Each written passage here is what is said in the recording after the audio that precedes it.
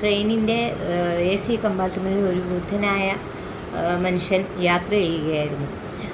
അദ്ദേഹത്തെ കണ്ടാൽ ഒരു യാചകനാണെന്ന് തന്നെ തോന്നും.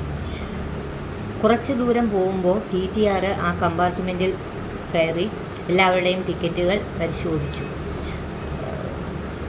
അതേപോലെ തന്നെ ഈ വൃദ്ധനോടും ടിക്കറ്റ് ആവശ്യപ്പെട്ടു. എന്നാൽ ടിക്കറ്റ് എല്ലായിടത്തും നോക്കിയപ്പോൾ കയ്യിൽ ഇല്ലായിരുന്നു.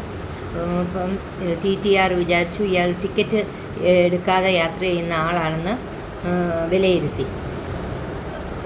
പെട്ടെന്ന് ദേഷ്യപ്പെട്ട് അടുത്ത കമ്പാർട്ട്മെൻറ്റിലേക്ക് പോയി തിരിച്ചു വരുമ്പോഴത്തേക്കും എനിക്ക് ടിക്കറ്റ് കാണണം എന്ന് പറയുകയും ഉണ്ടായി. കുറച്ച് നേരം കഴിഞ്ഞ് വീണ്ടും TTR ആ കമ്പാർട്ട്മെൻറ്റിലെത്തുകയും വൃദ്ധനോട് ടിക്കറ്റ് ആവശ്യപ്പെടുകയും ചെയ്തപ്പോൾ അദ്ദേഹം തൻ്റെ ടിക്കറ്റ് നോക്കിയെടുത്ത് കൊടുക്കുകയും ഉണ്ടായി. പെട്ടെന്ന് തന്നെ ഈ TTRന് തൻ്റെ അബദ്ധം മനസ്സിലായി. അടുത്ത സ്റ്റോപ്പിൽ വൃദ്ധൻ ഇറങ്ങുകയാണ്. പക്ഷെ ബാഗും എല്ലാം എടുത്ത് ഇറങ്ങാനുള്ള അസൗകര്യം കാരണം TTR ആണ് ബാഗെല്ലാം താഴെ വെച്ച് കൊടുത്ത് സമീപത്തുണ്ടായിരുന്ന ഒരു കൂലിക്കാരനോട് ഈ ബാഗ് എടുത്ത് സഹായിക്കാൻ ആവശ്യപ്പെടുകയും ചെയ്തു. അപ്പോൾ അങ്ങനെ ആ കൂലിക്കാരൻ്റെ പുറകെ പോവുകയായിരുന്നു വൃദ്ധൻ. പെട്ടെന്ന് തന്നെ ഒരു ലേഡി വന്നു. അവർ കൂളിംഗ് ഗ്ലാസ് ഒക്കെ വെച്ചിട്ടുള്ള ആഡംബര വസ്ത്രങ്ങളൊക്കെയാണ് ധരിച്ചിരിക്കുന്നത്. അപ്പോൾ ഈ കൂലിക്കാരൻ ആ ബാഗെല്ലാം അവിടെ ഇട്ടിട്ട് അവരുടെ ബാഗ് എടുത്തു കൊണ്ട് പെട്ടെന്ന് പോയി. ഒന്നും പറയുകയും ചെയ്തില്ല.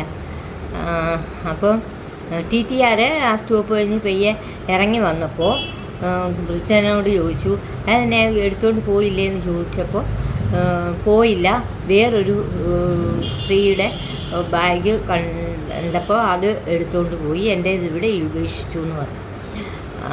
അതെന്ത് പരിപാടിയാണ് കാണിച്ചതെന്ന് TTR മനസ്സിൽ വിചാരിച്ചു. പെട്ടെന്ന് വൃദ്ധൻ 100 രൂപ കൊടുത്തു. അദ്ദേഹത്തെ കാണുവാണെങ്കിൽ കൊടുത്തേക്കെന്നും പറയുകയും ചെയ്തു.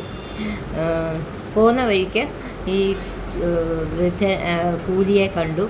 അപ്പോൾ പറഞ്ഞു, എന്ത് പരിപാടിയാണ് കാണിച്ചത്, അദ്ദേഹം 100 രൂപ എൻ്റെ കയ്യിൽ തന്നിട്ടുണ്ട്, അങ്ങനെ ഇടയ്ക്ക് വെച്ച് ഉപേക്ഷിക്കേണ്ട കാര്യമില്ലായിരുന്നല്ലോ എന്ന് പറഞ്ഞു.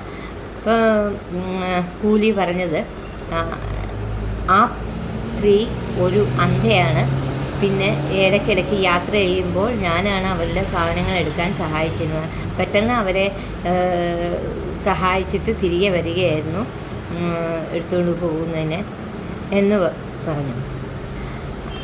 അങ്ങനെ നമ്മൾ ഒരാളെയും ഒറ്റ കാഴ്ചയിൽ വിലയിരുത്താൻ പാടില്ല എന്നുള്ളതാണ് നമുക്ക് ഈ കഥയിൽ നിന്നും മനസ്സിലാക്കുന്നത്. എല്ലാവർക്കും ഒരു നല്ല ദിനം ആശംസിച്ചുകൊണ്ട് നിർത്തുന്നു.